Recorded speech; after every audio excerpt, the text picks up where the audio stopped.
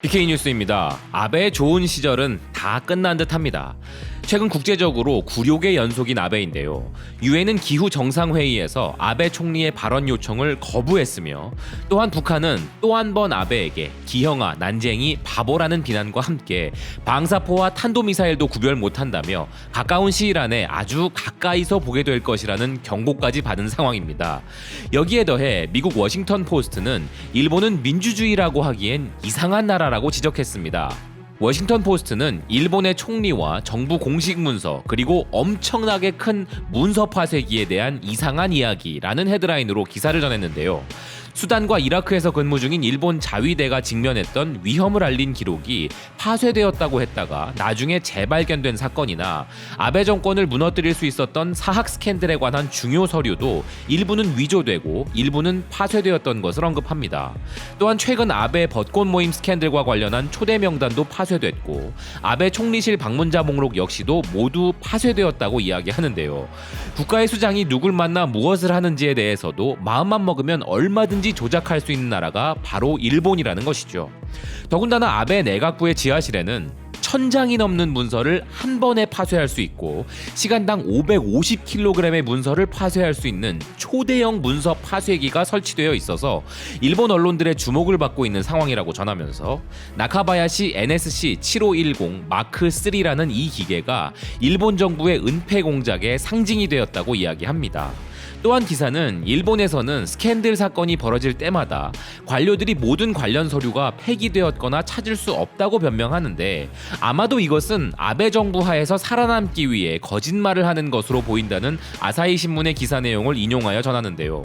그리고 더 어이가 없는 것은 일본 정부는 이렇게 문서가 없어지는 것이 순전히 우연의 일치라고 한다는 것입니다. 그 이유는 문서 파쇄기를 사용하려면 사전에 예약을 해야 하기 때문에 문서들을 즉시 파기하고 싶어도 그럴 수가 없다는 것이라고 하네요.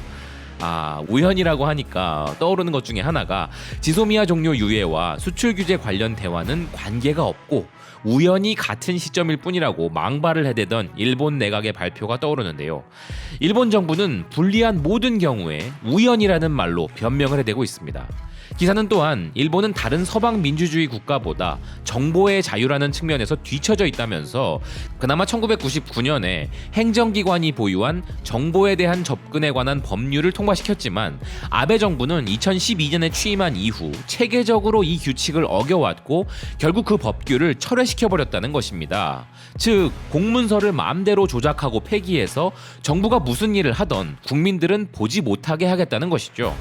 가히 북한에도 밀리지 않을 반민주주의적인 국가체제인 것인데요.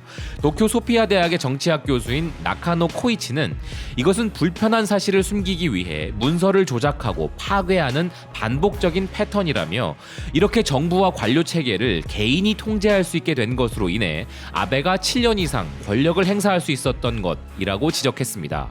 법에 따르면 최소 1년 동안은 문서를 보관해야 한다고 규정되어 있지만 관할권자는 재량에 따라 아무 때라도 문서를 파기할 수 있다는 것입니다.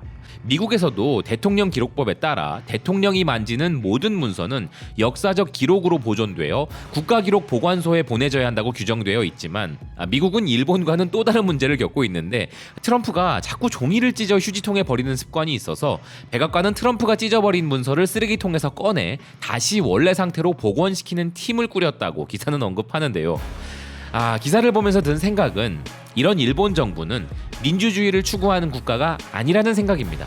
최소한 아베 정권이 들어서고 난 이후로는 계속 그래왔으며 일본은 민주주의 진영의 우방으로 대할 가치가 없어 보이는 심각한 수준이고, 아베 내각이 무너진다고 해도 일본의 민주주의 시스템이 개선되어 재기능을 할 수 있을지 의문이라는 의견입니다.